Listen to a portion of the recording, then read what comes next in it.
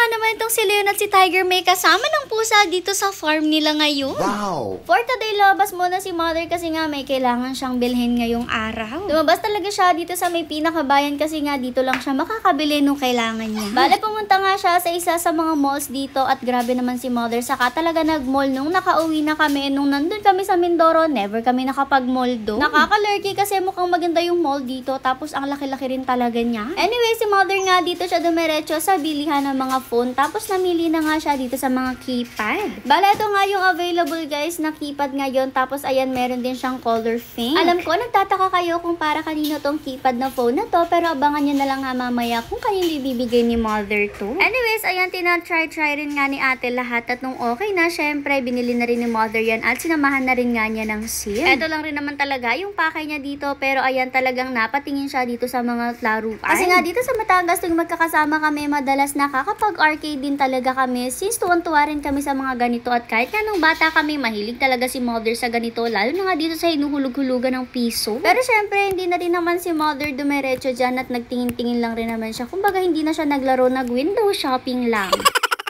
Mag-isa rin nga pala guys si Mother nung time na to, o diba? Talagang mag-isa rin siya dyan sa escalator. As a loner ang Mother for today at pauwi na nga sana siya nung time na to. Kaso napabalik talaga siya sa loob dito sa may supermarket. Bumalik talaga siya dito guys para dito sa product na to. Kung hindi ako nagkakamali, ang tawag dito ay suman sa lihiya. Alam ko na rin nga to at nakatikim na ako nito kasi nung huling beses nga na si Mother ay pumuntang Mindoro, nagdala rin siya nito bilang pasalubong sa amin. Positive, masarap din talaga yan guys. Kaya naman talagang pinuntahan rin yan ni Mother at bumili rin nga siya ng sandamakma. Tignan niyo naman sa dami ng binili niya, binox na rin nga yan ni Kuya. Tapos pahirapan naman si Mother pagbubuhat niyan papunta sa parking at ayan, halos maputol talaga yung daliri niya since mabigat nga rin talaga to guys. After non-drive na rin nga si Mother pa uwi pero nagutom talaga siya sa binili niya kaya naman syempre lumafang talaga siya dito sa sasakyan. Bali ganito nga yung itsura niya guys, sa loob pa box yan tapos bumili na rin nga si Mother nitong sausawan na yan. Pero sa loob ng pinaka-packaging meron na rin talaga siyang kasamang sausawan. Bumili rin nga si Mother ng kahiwalay at ayun, ang sarap ng kain niya talaga, nakakaguterms.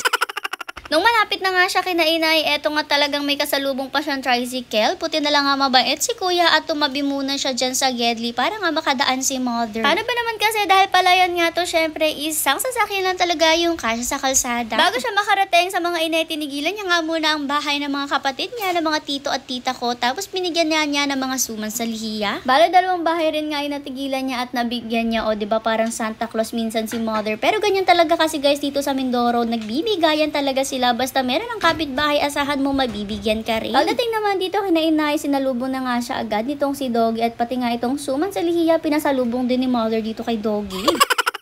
Pero syempre hindi yan para sa kanya kundi para kina inay at tatay. Pero kaya rin nga siya pumunta dito guys kasi nga susundin lang niya itong si inay tapos itong mga kuting na to. Ngayon kasi guys ipapa-adapt nga nila itong mga kittens na ito o diba si Mother talaga ang pagpapa-adapt abot hanggang dito sa Mindoro. Okay na rin naman na mapapa-adapt sila kasi nga syempre mapupunta naman sila sa family na mas matututukan sila at dalawa rin naman sila magkasama po doon sa pupuntahan nilang bagong family. Bala kasama nga ngayon ni Mother ay itong si inay tapos ayan siya rin yung may hawak dito sa mga pusang to habang nasa biyahe. Mahal na mahal din naman na ito mga pusang to kaya naman happy rin siya sa pupuntahan ng mga pusang to. Lalo nga't hindi na rin naman iba sa kanila ang pupuntahan ng mga pusa at mayat maya makakamusta rin nila. In fairness naman sa mga kuting na to ang bebehave rin talaga nila habang nasa biyahe at nakayakap rin talaga sila kay inay. Pagdating naman natin dito sa pupuntahan natin at pupuntahan ng mga pusang to, eto't may sumalubong na agad na makulit sa ate. Yes guys, itong si Tiger, grabe talaga sumalubong, halos magkandara pa at pati nga sila yun nung time na to sumasalubong na rin, nakatali nga lang talaga siya kaya hindi na siya makatakbo agad. And yes guys, dito rin naman mapupunta itong mga pusang to kay Tito Abe sa family ni Leon at ni Tiger. O diba, sabi ko naman na sa inyo, hindi naman iba ang pupuntahan nila since kapatid rin nga ni Mother at ayan, nilagay na rin nga niya dyan sa bahay itong dalawang kuting. Hawak-hawak naman niya itong si Tiger kasi nga para hindi niya mapuntahan yung mga kuting since hindi naman talaga sila sanay na may kasama mga pusa. Napakakulit pa naman itong si Tiger, talagang kung ano-anong pinagagawa at kung ano-ano yung kinukulit. Baka maya-maya kalaruin niya yung mga pusa ay ang liliit naman ng mga yun. Maya-maya pa lumabas na rin nga yung mga kuting at nakita nga sila ni Leon at tinahol-tahulan niya talaga yung mga kuting na yan. Syempre, hindi pa rin kasi talaga sila sanay, kaya naman kailangan masanay muna sila na palagi nila nakikita-kita ang mga kuting na to. Tinaas na rin nga muna siya ni Tito Abe dito sa may pinaka-terrace, tapos sinasaway-saway niya rin nga si Tiger ng time na yun since pupuntahan niya nga yung mga kuting at natakot naman yung kuting. Syempre, siswituhin rin muna natin itong si Tiger kasi punong-puno rin talaga ng kalikutan niyang batang yan. Baka maya-maya makita na lang natin tangay-tangay na ni Tiger yung mga kuting na yan, kaya naman itong si Tito Abe may inihanda na rin para sa kanila. Habang itong si Tiger busy-busy pa ang ulit at ayan, sumasalubong pa talaga kay Inay dyan. O diba sabi ko naman sa inyo, super sweet talaga ng Tiger na yan. Inilabas naman ni Tito Abe yung inihanda niya para sa mga kuting. O diba, ready talaga si Tito at may nanggawa na nga agad na pansamantalang kulungan para sa mga kuting na to. Ang cute rin naman ang gawa niyang kulungan kasi may kasama na talaga yung laga ng pagkain tapos inuman nila. Ilagay na nga niya dyan yung mga kuting tapos tinakpan na nga lang niya yung pinakaibabaw since alam nyo naman ng mga kuting kaya